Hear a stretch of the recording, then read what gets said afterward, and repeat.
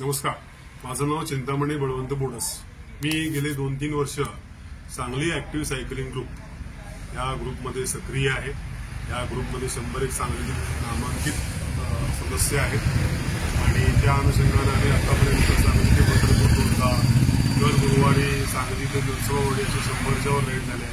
जमखंडी असो, ज्योतिबा पन्हाळा असो, अशा विविध ठिकाणी आमचं सायकलिंग झालेलं आहे. माझं गेल्या 2 वर्षामध्ये 10,000 किलोमीटर सायकलिंग झालेलं आहे.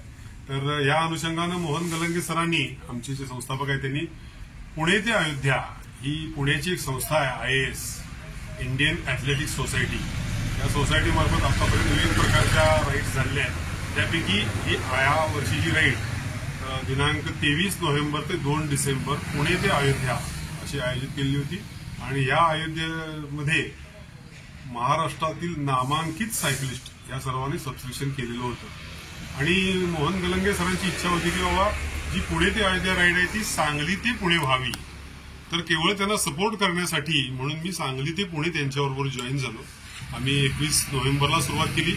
21 नोव्हेंबरला पहिला मुक्काम आम्ही लोणंदला केला आणि 22 नोव्हेंबरला मुक्काम पिंपरी या ठिकाणी केला. अशी 260 किलोमीटरची राईड आम्ही 21 आणि 22 पूर्ण केली. आणि ती राईड करतानाच मलाही अशी इच्छा झाली की बाबा आता याच्यामध्ये जॉईन होता येईल का आपल्याला. पण ते थोडं शक्य नव्हतं. पण आम्ही म्हणजे फोन करून खात्री तरी करावी. तर अनायसे 2 लोकांचं सबस्क्रिप्शन त्यांनी कॅन्सल झालेलं होतं. कारण वैयक्तिक तब्येत बरी नव्हत्या किंवा काही सरकारी कामामुळे किंवा ड्युटीमुळे येणं शक्य नव्हतं. तर त्यामुळे मी त्या राईडला जॉईन झालो. 23 तारखेला पहाटे 4 वाजता पिंपरी या ठिकाणी भक्ती सुट्टी गार्डन या ठिकाणून राईडची सुरुवात झाली. पहिली राईड जी आहे ती साधारणपणे पुणे ते शिर्डी असा पहिला टप्पा त्यांचा होता. तर मायाही पोटात गोळा आलेला होता की आतापर्यंत शिर्डीचा प्रवास एसटीने केलेला होता. तर पण 90 सायकलिस्ट बरोबर होते आणि त्या सर्वांना पाहून प्रवाहामध्ये मी त्या होतो. तर त्या दिवशी संध्याकाळी 7 वाजेपर्यंत आम्ही पोहोचलो आणि असं लक्षात आलं की आपण 205 किलोमीटर सायकलिंग करून आलेलो आहोत. आणि दुसरा टप्पा असा होता की शिर्डी ते शिरपूर.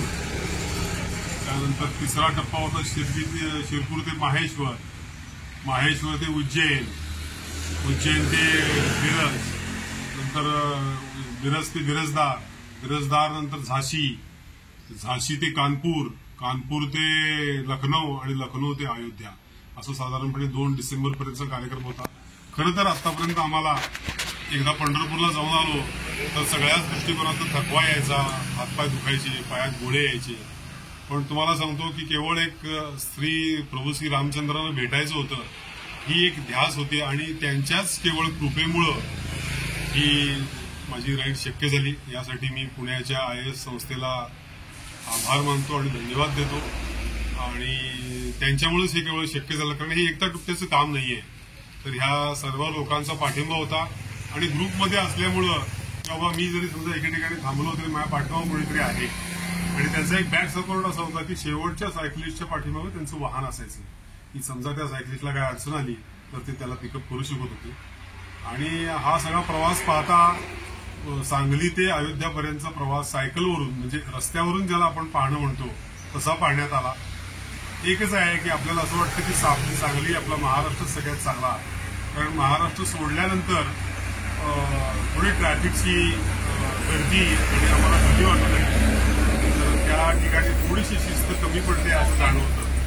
आणि अशा सगळ्या ह्याच्यातून साधारणपणे दररोज 800-1000 मीटरचं इलिव्हेशन असायचं. कळायचं नाही नक्की कसं काय चाललंय.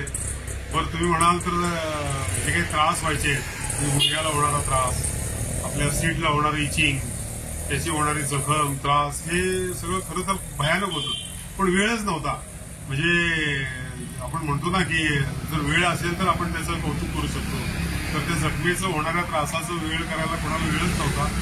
फक्त ध्यास असा होता की जय श्रीराम आणि श्री प्रभू रामलल्लांची भेट. तर त्यामुळं त्या जोरावर प्रभू रामचंद्रांनीच माझ्याकडून हे सगळं करून घेतलं आणि विना त्रास, कुठल्याही प्रकारचा त्रास न होता माझ्याकडून 1850 किलोमीटर सायकलिंग झालं. म्हणजे बघा की देवाची जर कृपा असेल आणि जर त्याला करून घ्यायचं असेल तर ह्या 1850 किलोमीटरमध्ये एकदाही माझी सायकल पंक्चर झाली नाही. आता असं होतं की त्या सगळ्यांच्या सायकली थोड्याशा हलक्या होत्या, त्या लोकांचं प्रॅक्टिस होतं. माझी सायकल सुद्धा MTB म्हणजे थोडीशी जाड किंवा जड अशी होती. पण ह्या सगळ्या याच्यावर मात करून केवळ श्री प्रभू रामचंद्रांच्या कृपेमुळंच मला माझ्या सायकलद्वारे श्रीराम लल्लांचं दर्शन घेता आलं. या वेळीचं सार्थक मी एवढंच म्हणेन की जय श्रीराम.